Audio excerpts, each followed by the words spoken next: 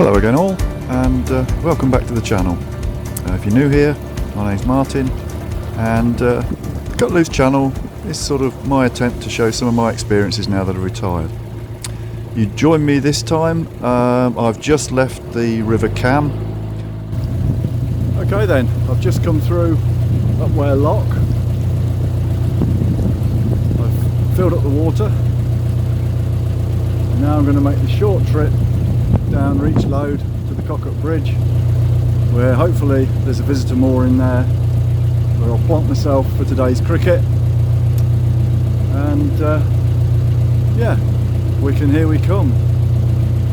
So there we go, we've made it away from the bank, which is always a bit of a result.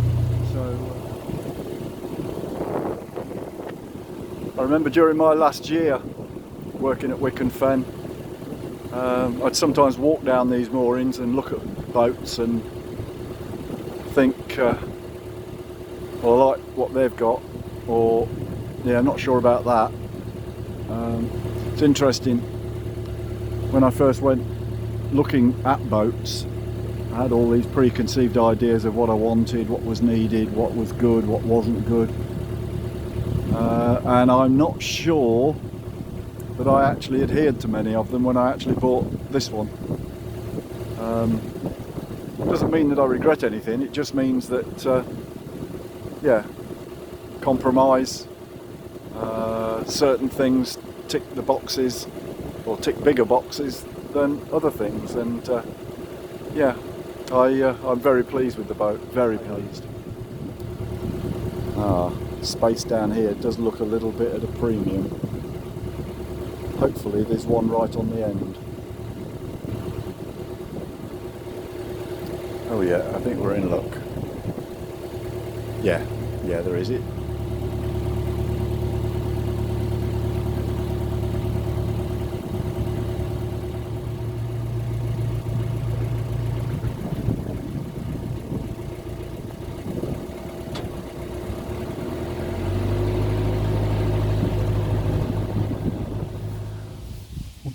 Many months ago, when I did my rather amateurish look at Wicken Fen, I didn't get this far. It's not the other end of the nature reserve, it's, I mean, in reality it's probably only a third of the way down the nature reserve, but in terms of the undrained fen, this is the sort of southwestern extent. Apologies for the wind, by the way. I'm standing on the Cock Up Bridge, and all of that in the distance is the undrained part of Wicken Fen, so the other end of the bit that I showed you months ago. That's Verrill's Fen. This area here is Evans Fen,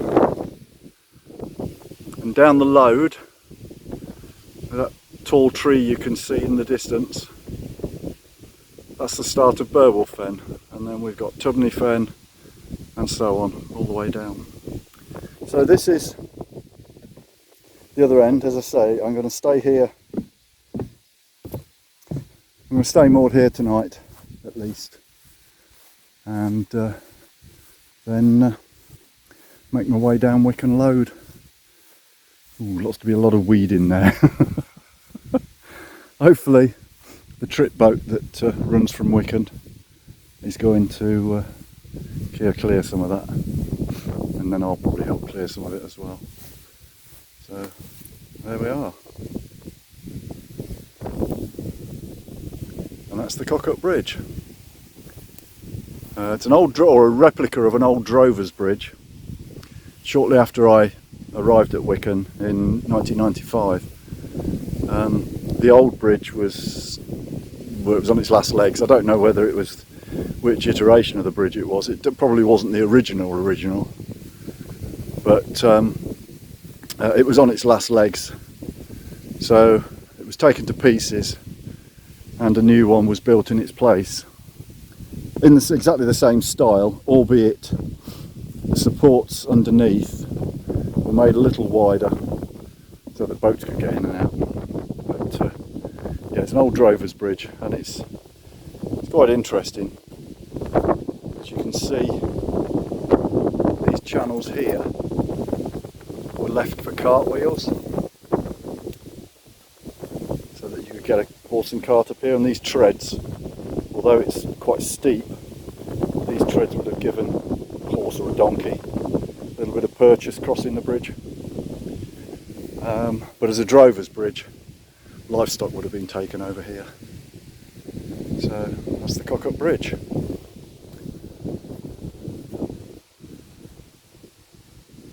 that's the bit of the fen that's still farmed for now.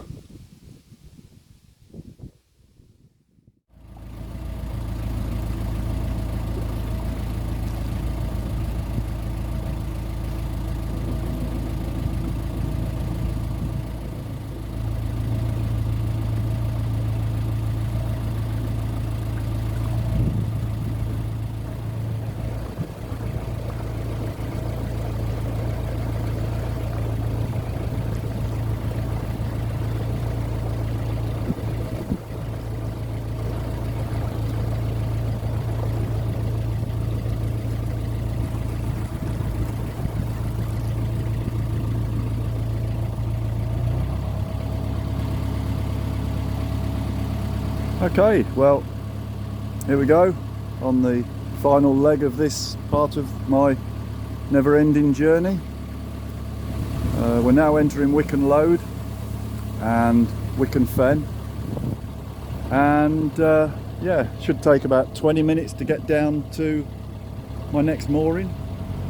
Probably definitely need to go down the weed hatch when I get there though.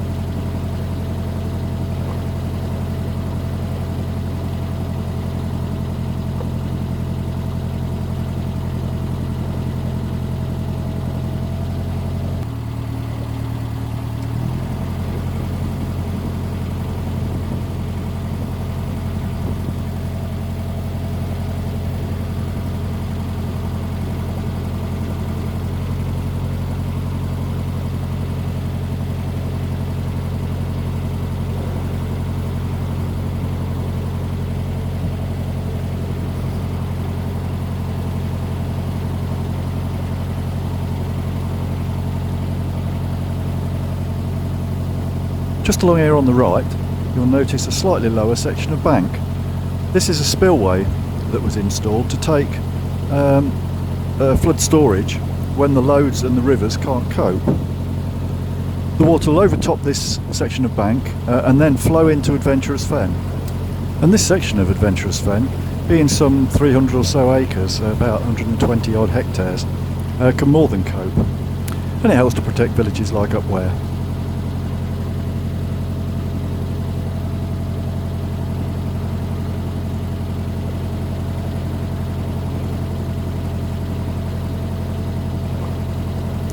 Also on the right here, and stretching from, well, pretty much the spillway all the way to where we eventually moor up, it's quite an extensive area of reed bed. It's around about, I don't know, 170 odd acres, about 70 hectares, and is a mosaic of reed bed and ditches, meres and small ponds. Part way down, the reed bed's dissected by Harrison's Drove, and there are other small areas of grassland within it as well.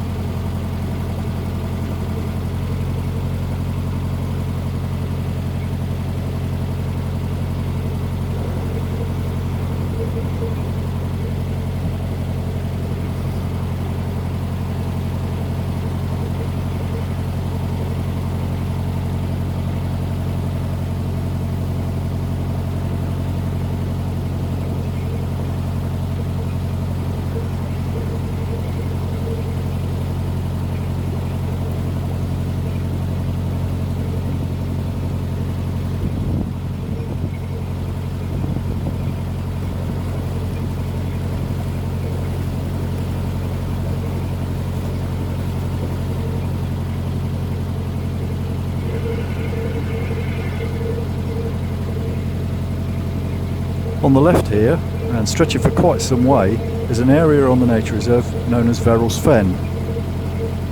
Along with a number of other areas of the nature reserve, it was bequeathed to the National Trust by George Verrill on his death in 1911.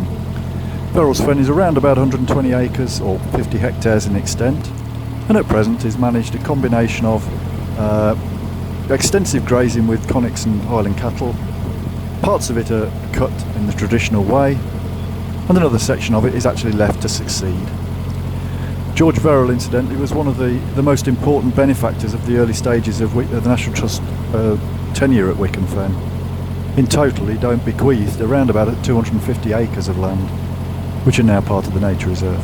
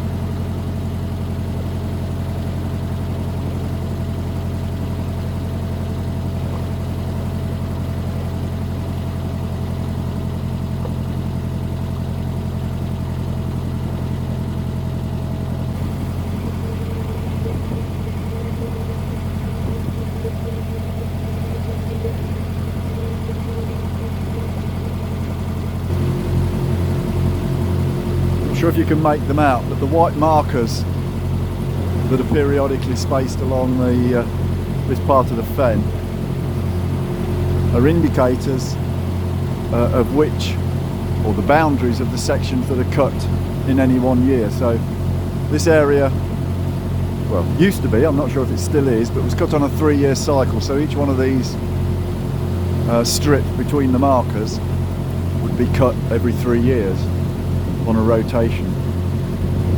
And if you don't cut them, you end up with that. It very quickly turns to wet scrub. Now, there is nothing wrong with wet scrub. It has an ecological value all of its own. But Wicken fen is renowned, or partly renowned anyway, for the open fen, the species that survive in open fen areas, open fen habitats. So for centuries Wicken was cut for the vegetation, either for roofing material or fodder for livestock. Nowadays it's done on a conservation basis, but we retain the same sort of duration of cutting period. So in this case it's every 3 years.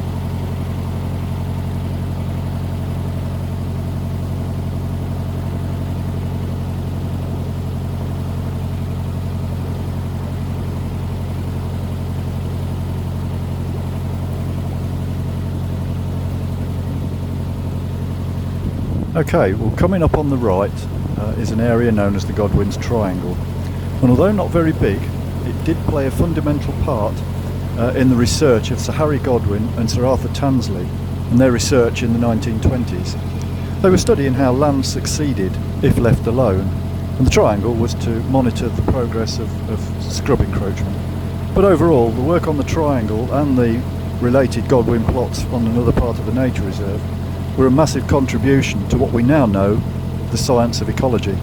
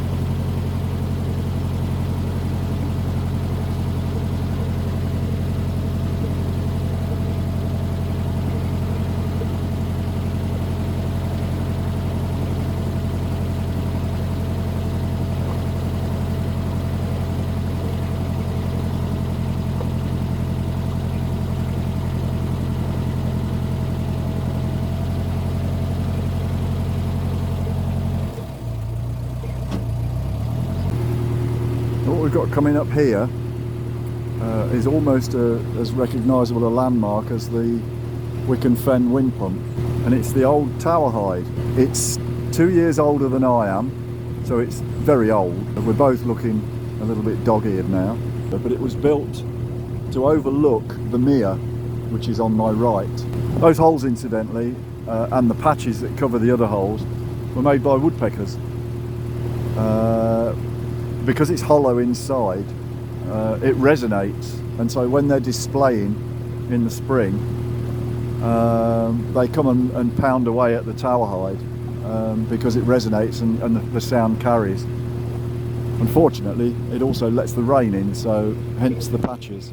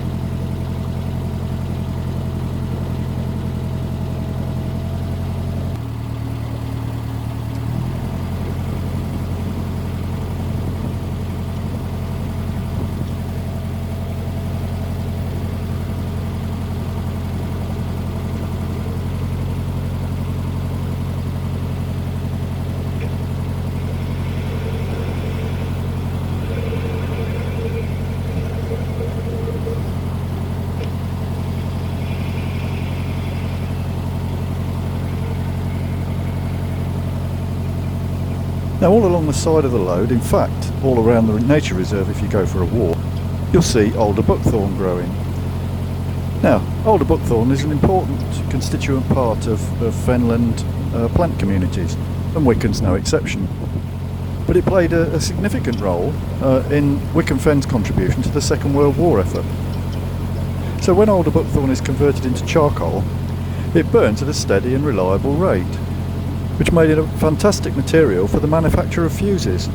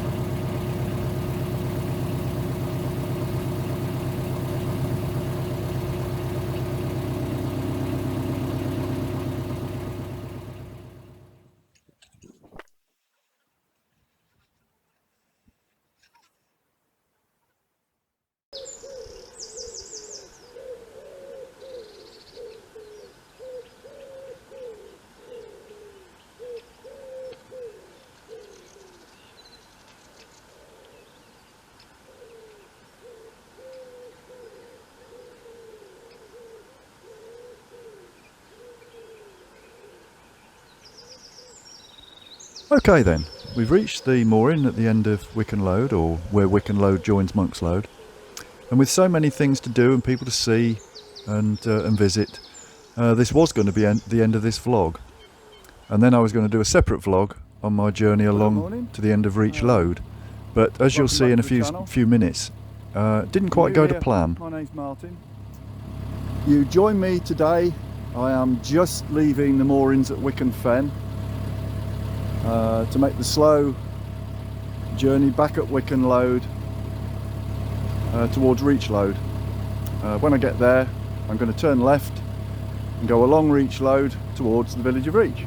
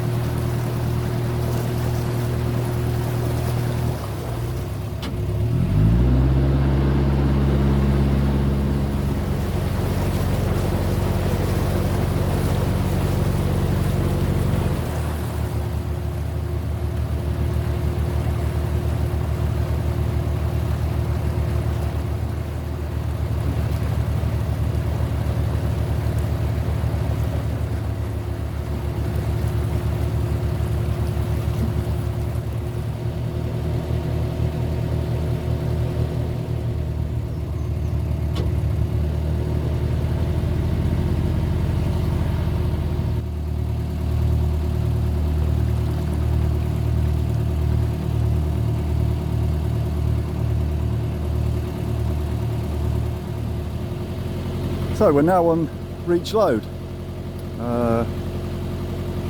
Just ahead where that big tree is right in front, there's a junction where Reach Lode goes off to the right and Burwell Lode goes off to the left. We should be going to the right, and the junction, just for information, is called Pout Hall Corner. Fingers crossed that the weed's not too bad, but because once we get round this bend, we've got to continue to the end because there won't be room to turn around.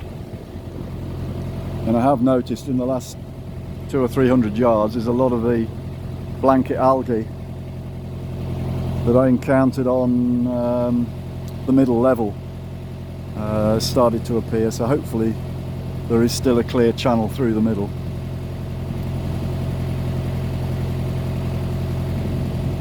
Here we go. There does look to be some weed down there, but we'll see. Burwell Lode doesn't look too bad actually. I should be going down there later in the week. Anyway, let's see. I've got a fisherman here. Well, sadly, as I progressed down Reach Lode, the channel was getting narrower and narrower, the weed was getting thicker and thicker, and I was having to clear the propeller about every 15 metres or so, which meant the journey down to Reach would have taken about 4 or 5 hours, and I thought, well, that's not going to be much fun. And then when I've got down there and moored up for the night, I've got to turn around and come back again. So sadly, I called a halt to this particular expedition and went back to Upware and moored up in Upware for the day. Anyway, if you've made it this far, persevered, then thanks very much. If you're not already, please subscribe to the channel, and if you want to know what happens next, which will be the Old West River, click on the notification bell, and if you've enjoyed any of this, please give me a thumbs up. Okay, take it easy.